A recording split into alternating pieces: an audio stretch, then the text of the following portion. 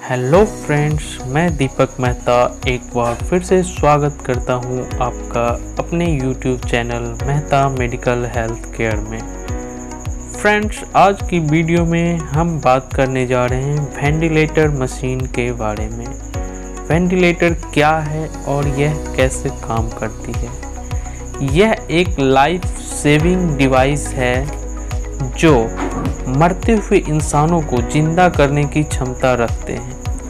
इसे 20वीं सदी का सबसे बड़ा इन्वेंशन भी माना जाता है। वेंटिलेटर को ब्रीदिंग मशीन, रेस्पिरेटरी या मैकेनिकल वेंटिलेटर भी कहा जाता है।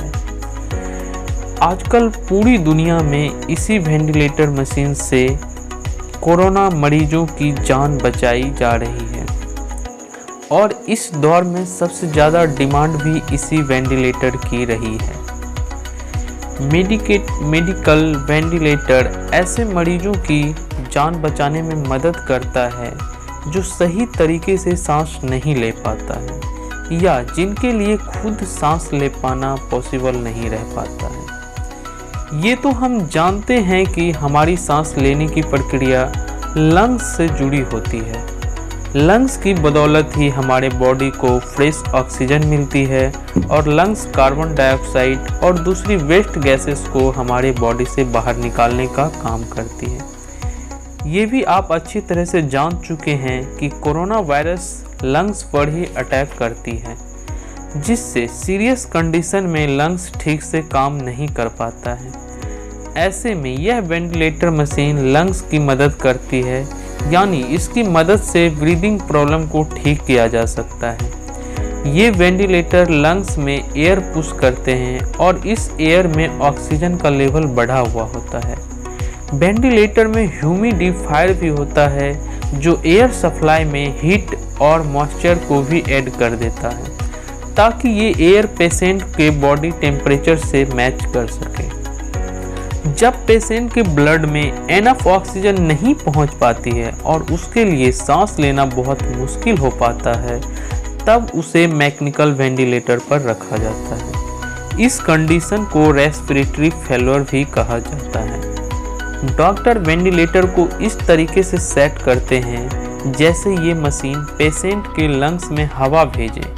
वेंटिलेटर से लंग्स में ऑक्सीजन पहुंचाने के लिए पेशेंट को मास्क भी पहनाया जा सकता है, लेकिन अगर पेशेंट की कंडीशन बहुत सीरियस है तो उसे ब्रीदिंग ट्यूब की भी ज़रूरत पड़ती है।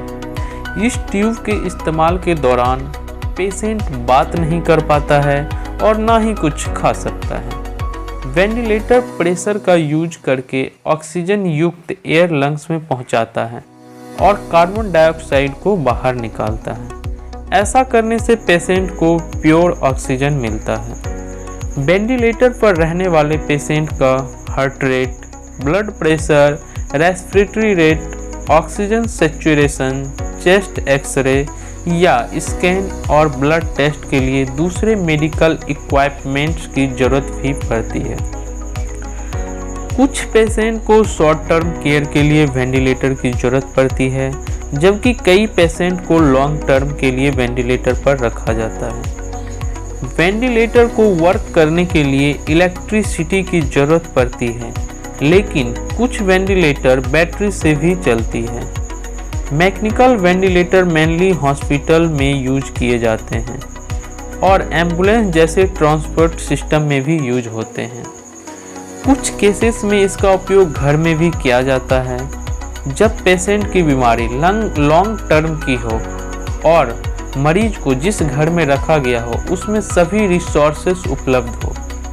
वेंटिलेटर की ज़रूरत सर्जरी के दौरान भी हो सकती है और सर्जरी से रिकवर होने के दौरान भी इसकी ज़रूरत हो सकती है।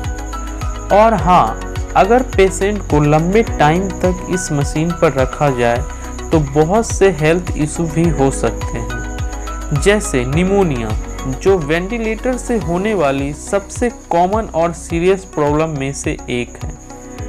ब्रीदिंग ट्यूब के वजह से पेशेंट खांस नहीं पाता है, जिससे एयरवे में जर्म इन्फेक्शन का खतरा बढ़ जाता है। निमोनिया के अलावा साइनस इन्फेक्शन भी वेंटिलेटर से होने वाला रिस्क है। इसके अलावे वेंटिलेटर पर लॉन्ग टर्म रहने से ये सब प्रॉब्लम भी हो सकती है, जैसे blood clots, muscle weakness, lung damage, pneumothorax, skin infection. तो दोस्तों अब आप जान गए होंगे कि वेंटिलेटर एक ऐसी लाइफ सेविंग मशीन है जो बेबीज, चिल्ड्रेन और एडल्ट के इलाज में सपोर्ट का एक बहुत ही इम्पोर्टेंट पार्ट होता है, और इसका कितना यूज किया जाना होता है ये पेशेंट के कंडीशन पर डिपेंड करता है। तो दोस्तों कैसा लगा ये वीडियो हमें कमेंट बॉक्स में ज़रूर बताइएगा।